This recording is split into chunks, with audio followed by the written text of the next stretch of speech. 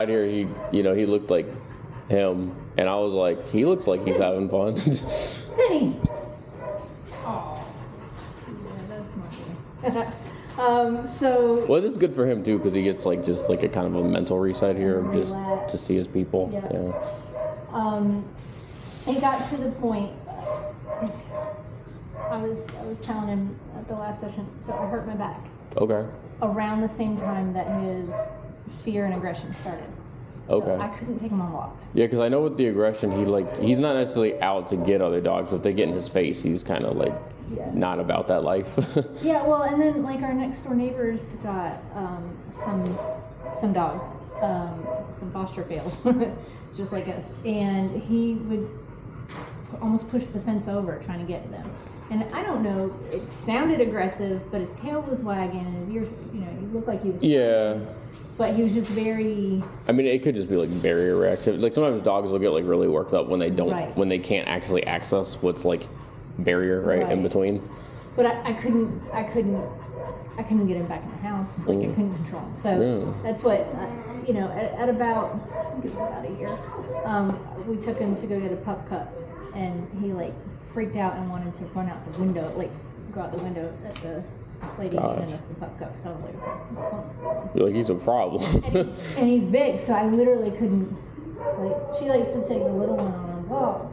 We can't take him on a walk anymore. So he needs it. Yeah, I mean, I will say anytime I've taken him out of the car, I'm always like slightly, because I open the crate and I'm like, please don't just like bolt out. He's not really bolting out of the crate anymore though. Like actually I'll open the crate and he'll kind of like let me put the stuff on him. Oh, that's good. If I just like pulled it open and was like, hello, and just have my arms out, he'd probably bolt out. But if I'm like really, like if I crack it open, like he's not, like before it seemed like the second I cracked it, he was like freedom. You know what I mean? Like he was ready to just push through the door and just, yeah. And last time I took him to the vet, he's always had vet anxiety. Well, some people do too. So yeah. Last time I took him to the vet, he would just bark. He barked in the van. We waited for them to be ready for a room with him. Had to put a muzzle on him, but another dog was walking in the parking lot. I mean, I'm not even out of the van at this point. And he jumped toward the back of the van and hit his nose on the window, trying to get at the other dog. He was just worked up and scared, and I'm like, what is going on? I mean, even if it's not aggression, it's kind of like fixation and overexcitement. It's like, damn it, like it's dangerous for him to not be able to control that level of impulse. And I can't get him to calm down. So that's why I was like, we need to get him some help. And then with us moving, I was like, we need someone who can help him just relax in his everyday life. Yeah, because he's like, his base state is like, from what, at least, I will say the nervous dogs, when they're home versus with us, it is different, right? Yeah. But as far as like being around him, I noticed like, especially when he got here, he pretty much like lived in a semi-shut down state. Either shut down or semi-shut down. Hey, buddy. Actually, I'm glad to see him excited though. Yeah, so I'm sure like Kelton talked about, he was like running. They like would like go on runs with him to like release the like more like adrenaline, feel good chemicals, right? So he's in a better state of mind. I've never seen his tail wag this much. This is great. He loves us. Hey. Don't you, baby? Yeah. He tolerates me. He did not like me when he didn't like any. I mean, I don't think he liked any of us when we first met. Because his pupils were so dilated, actually. I saw there wasn't like a bite risk or anything with him, but I double checked. I was like, is he gonna bite me? Because his eyes were like super dilated. No, but he's never bit anybody or anything. Yeah. But he lunges. Yeah. So I don't know. I don't always 100% trust the dog. Yeah. Okay. I mean, we fostered 2 from that litter. And we kept him because he was the sweet one. Yeah. And really took to him. So Finn was the sweet one. Yeah. Yeah. Okay. And laid back and relaxed. And so okay, so like that, it kind of like all happened really fast. Yeah, okay. It all changed. Wow. So we don't know. So it definitely was like fully like, it's genetic, like not environmental. Okay. Because nothing happened. Yeah. And well, and because I knew that like some dogs when they're rescues, right? People will be like, oh, he's got these issues, and then they just got worse. Right. But like with him, you're saying like he was just chill, and then like it just was like a snap, and he just shifted. Like So his first birthday or so. I will say, genetic nervousness is probably the like most tricky of all the things to fix. Like dog training in general. I don't work with the dogs that want to like maul your face off. Yeah. But the thing with that is you just punish the behavior, right? Right. Whereas like with that, oh, is he gone? Oh, okay. But like with the genetic nervousness, you can't just like, you can't just be like, oh, like I'll reinforce the nervousness out of them or something like that. Yep. You generally just have to open them up a ton, get them to trust you, and then teach them how to manage the nerves. That's what we were looking for. Yeah. For some help, just so he can live comfortably in his world. And there's a lot of trainers that you could have, there's some trainers that they'll repress the dog and he'll look like he's not nervous, but in reality he's just like even more terrified. They just made him scared to run away. Hoping, Yeah. Which is not a real solution. Yeah. You see he's lost weight? Yeah. Which is good. He needs it. Yeah. See, I'm always like worried when people say that because I'm like, either it's going to be like a yay, he lost weight, or it's like, you're starving my baby. Like, it's, no, I don't. didn't say that. They were like, you could lose Okay. some weight. And I'm like, yeah, you could. Because some people have like a big issue, like they'll see a little bit of weight loss, and they're like, are you not feeding him? And it's like, we are, but like, we're talking about like exercise and walks all day. Like, it's not the same lifestyle at all.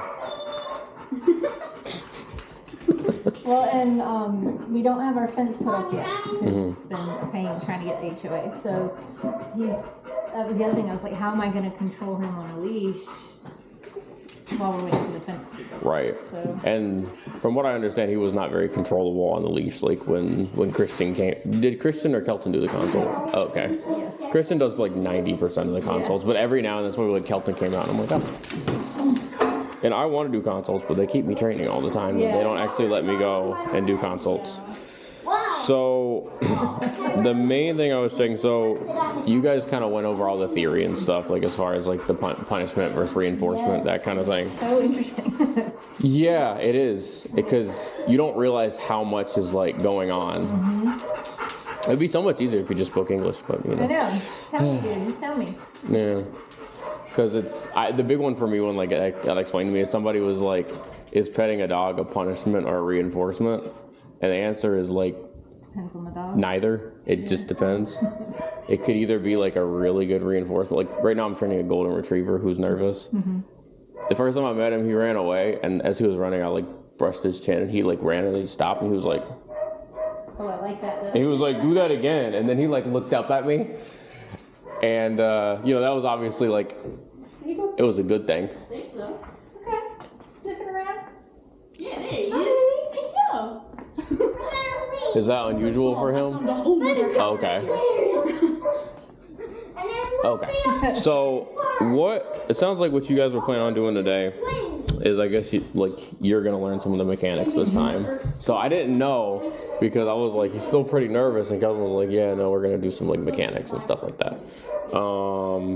You have the mini educator that we sent, the e-collar? No? Okay.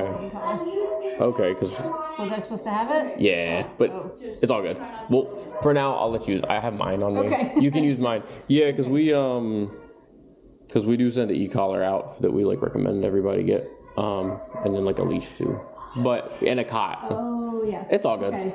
Look, I forget things like half the time. If I got mad at you right now, I would be the biggest hypocrite on the planet ever. And also, I don't know why I'd actually get mad at somebody for not buying an e-collar. It seems a little overkill. That's my bad. No, you're good. No, you said that, I remember. When I was learning how to train dogs, I used to forget all my equipment and then have to drive home, go get my equipment, and then start training. So yeah, it's easy to forget stuff, and it's hard to train a dog when you have no equipment. Yeah, that's fair. So yeah, we'll use I just have my e-collar on me. He's got my e-collar on right now. Okay. So yeah. Usually I think maybe it's a style thing. I think Kelton usually shows it on the second session. I usually show it on like the go home session. I think maybe it makes the go home session slightly shorter for him. Makes it slightly longer for me, but you know. Gotcha. So we'll do that. And the main thing that we're gonna try to like target on the walk is trying to keep his body language open, keeping him resilient, right? So there's a fine line between like open, but I'm not actually making you do anything, and then trying to get you to do something and shut down immediately, right? It's like people who are like, my kids are great, but if I just give them whatever they want, it's like, well, yeah, I guess they probably are happy, but so you want to find that balance. So we'll do that on the walk. We're gonna work on the let's go. So did Kelton go over any of the commands at all? No? Okay. So I'll demonstrate how the let's go works. There's let's go and there's come, right? And those are two commands, and a lot of people don't use them right, and they mix them up, and then they confuse the dog. And he doesn't need to be confused at all. He's already in a unique state of mind. He doesn't need to be confused. We gotta learn how to teach. You say, get out my house. No. No, it's okay. My sister's like super introverted, so she'll actually tell me while I'm at my parents' house, she's like, I'm done talking to people now, bye. And she just walks away. Yeah. So we'll do that. And then at the end, we'll go somewhere where we can use a 50-foot line. So maybe either the backyard or somewhere. Just, it's a long enough line that if he does decide to be like freedom, I can like step on it. And hopefully, he's pretty strong. So I'll probably like make sure I'm clamped down. Because I feel like if I did it like light, how I do like a lab or something, he'd probably just yank me. Which he's a lab mix, right? Do you know what he's mixed with? The rescue said chocolate lab. So and they all look like that, like dark mocha color. So I don't know. He's a little different looking for a chocolate lab. So I honestly wondered if he was like a chocolate lab mixed with some kind of bully breed or something, because his face is very bully for. It doesn't look like a bully, but it's very bully for lab. If that makes sense, what I'm saying. He does like the big smile. No, well, he kind of does it. So one time I walked in there like late at night, and he was just like. And I was like, oh, like scared me, dude. Some of the dogs' faces at night will get like, they're not creepy during the day, but like we have a Belgian, and some of the Belgians, they just have a lot of different facial expressions. And there's this one named Savage, and he sort of like smiles, but it's like a very mischievous smile. He's like that all the time, because he just wants to get out and like bite things and do crazy stuff. And you'll be like, hi, Savage, and he's just like. Like at like 2 a.m. You are having fun, aren't you, baby? So part of the reason too that we haven't started yet is I'm just trying to let him like acclimate. So I don't want you to think that I'm just here being like, I'm just gonna yap and not do my job. No, you're fine. I do have a tendency to talk more than I should, but in this case, it's actually for a reason. Try to get the dogs to just like back. Once they're back in their spot, I'm like, let's chill out, because they're really excited. And when you have a dog that's nervous and excited at the same time, you do run a risk of like, if you push too hard, all that energy, they'll just like shut down. And then I drove an hour out here to be like, your dog shut down, I'll see you when we drop him off. Is the other dog barking? Oh, man, I was hoping she'd calm down by now. Is that a problem? Should I let her out? Or I mean, I would say in this case, probably don't let her out, just so we can stay focused on the training. That's what I was thinking. But like, you don't have to go in there and be like, be quiet. Like she usually calms down before now. I don't know what's going on. I don't know. Although there have been thunderstorms, and those are her triggers. So. Oh yeah. But yes, that's the three. We're just gonna like try to like keep him. I'll show you like how when we're working with him, how you can keep him in a good state of mind. Because I will say, like. When you have a dog like Finn that's just genetically nervous, you can fix a lot of it, but you do have to know how to communicate properly in a way that he gets. That if I try to communicate with him like I communicate with like a really confident German Shepherd, he's gonna be like, nah, I'm out. Like his brain's tapped out. It's not gonna work, right? Or if we had a dog that just left. He was an Australian Shepherd that like.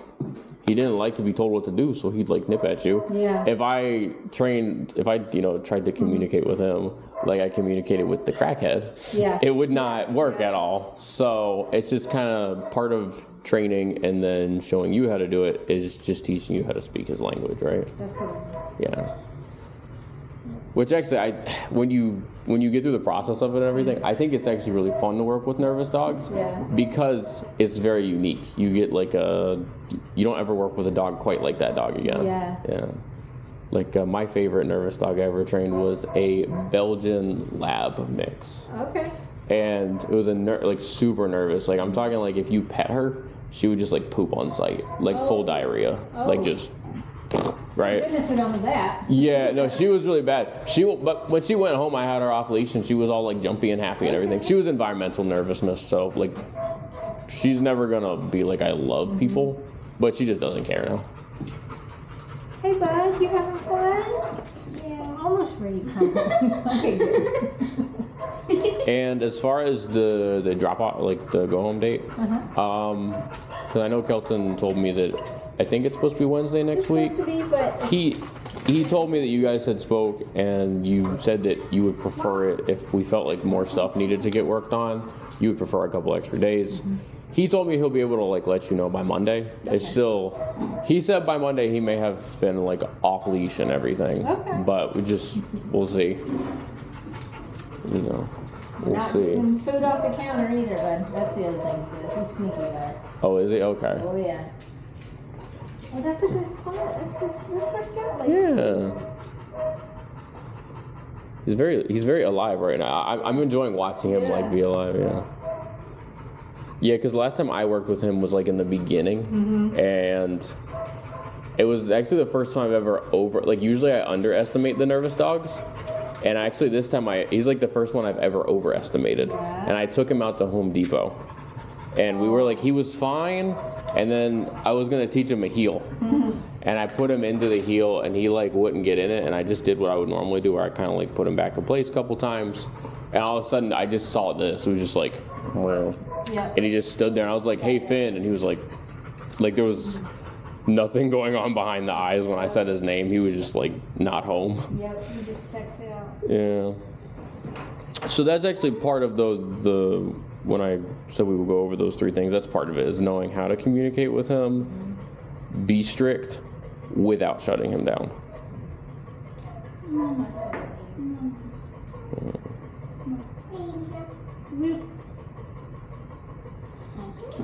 And then I think it's like the other thing that Kelton was going to do was show you how to set up the e-collar. It's like I said, it's all good. I can at least, if you're planning on buying like what we sent you, then I can just show you how to set this up, and it's the same thing. Okay. Yeah. So I have everything. Like what we send the clients to use is what I use. So, and it is kind of important to get a good e-collar, because an e-collar like this, while it's a little more expensive, it's similar like how a TINS unit works. Right. Whereas, I mean, maybe you know that, maybe you don't. But like the cheaper e-collars, No, I try not. I don't want to give like I don't want to like yap information to people if they're like, yeah, I know it, because then it makes me sound like I'm trying to like mansplain everything to everybody. You know what I mean? Yeah. Where it's like, oh, you ever heard of a sidewalk? And they're like, yeah. And then I'm like, yeah, sidewalk, it's something you walk on. And you already said you know what it means. But No, but with that one, she did training probably 10 years ago. yeah. And I had an e-collar. Can I sit here for a second? Yeah. Okay, cool. We had an e-collar for her, and she, it didn't work out well. But she said Okay. that, well, I didn't get any training on how to use it. Yeah, I will say, yeah. And that was, Well, that's how you honestly like mess up the e-collar if you don't know what you're doing, right? So we kind of gave up on that pretty early. But like, why would you? I mean, our cheaper programs are like $2,500. I don't see why you would spend $2,500 on something that you know how it works. You know what I mean? Right. It would be like going to get a Lego set. You have the instruction manual, and you're like, I'm just gonna pay somebody else to build it. It's like, why? Right? It's pointless. Exactly. So I'm excited to get some actual training on how to do it. Yeah. Well, I will try to be as concise as possible, because I can get very like colorful with my wording, and I don't mean like nasty words. I just mean very I don't know, artistic maybe is the best word. I don't know. So what I'll go over first, as far as the like before we get into everything, is right here. He'll probably get overwhelmed at certain points while you're working him, just because like, the more you work with him yourself, the more you kind of learn how to time things out right, the more you learn how to not overwhelm him. In the first couple times, there's a chance you could, right? Mm-hmm. So if he does get overwhelmed, the biggest thing, and I talked with Kelton over this, is don't like repeat the command over and over, and then like every single time he doesn't listen, e-collar. Right. He needs a moment after you say the command to like let it catch up, right? Okay. So that's the big thing, is if you want to shut him down at the very beginning of our session, which I know you're dying to do, do that. Yell a command over. Just be like sit, sit, sit, sit, and just hit it over and over again. I don't want to do that. Where's the ladder? What do you He's need? trying to do. So I can pay attention to you. And then the other thing is just like, if he's overwhelmed, especially right now, like obviously once he's done with his training, different story. Right. But because he's in the middle of it, if he gets overwhelmed, just backtrack, right? Just reset. There's no point in like a dog that's already nervous creating a bad aversion Right. to a command that's only like half trained. Well, yeah. So I got worried. I was like, wait, did Finn do something? I was like, no. Finn won't hurt. He's stepped on Finn before. When I Oh, okay. Finn's just like, oh. And I know he barks at people and dogs and stuff too. So the biggest thing is just, we're gonna go. You know about like the versus like, did he go over that? Like the versus like Not the. really, but they were kind of wild. No, I got you. Yeah. We couldn't really go over a whole lot. No, it was a skill I had to learn when I started going to clients' house with children, because I would get distracted and I'd be like, I don't know what I was saying because I'm way too hyperactive to remember what I was saying. So no, you're good. So then I can we'll briefly go over that too. Okay. So Appreciate it. just this is what this is for, like just assessing what we need to go over, because I could go through it all really fast, but if you don't get it, then I'm gonna get a call a week after he comes home and it's like, hey, he's not doing great, can you come out? And then then I have to drive an hour out. And I would prefer just to, if you need to hear it again, just tell me again. Yeah. I know I talk fast. I tell people all the time, I'm like, if you didn't get what I said, just be like, slow it down. I'll say it again. So I'm so envious of people that coffee works for them, because it will knock me straight out. Yeah. So markers, did he talk about how markers are how we communicate with the dog, right? Did he was that maybe the part that was a little Probably. part during the distracted part? Cool, so that's like one of the most important parts, so I'm gonna go over it again. Okay, so markers are how we communicate with the dog. So we have like commands and then we have markers. And so like a word that you're saying to a dog goes in one of those two categories. Okay. So a marker is not inherently a command. It's, again, you're communicating an idea, versus a proper command is like sit, right? I say this and you go in this position, right? Down, sit, heel. A marker is like it's a way to let the dog know like, oh, you did good, or this is not good, right? And even within that, you can get specific, right? And that's how we condition them. So I use this as an example because most people have seen it. There's a clip from The Office where every time what's-his-face starts his computer, he hands Dwight a mint.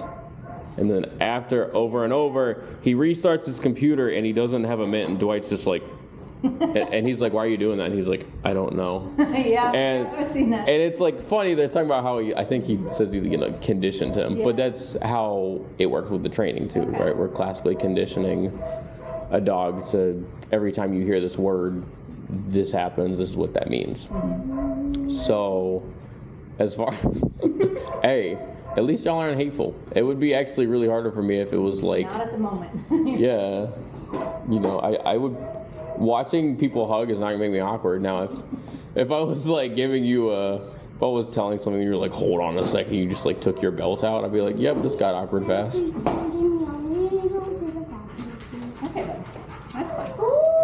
And also, I try to be patient because, dear Lord, as a kid, I just was like, would not shut up, just zoned in, yeah.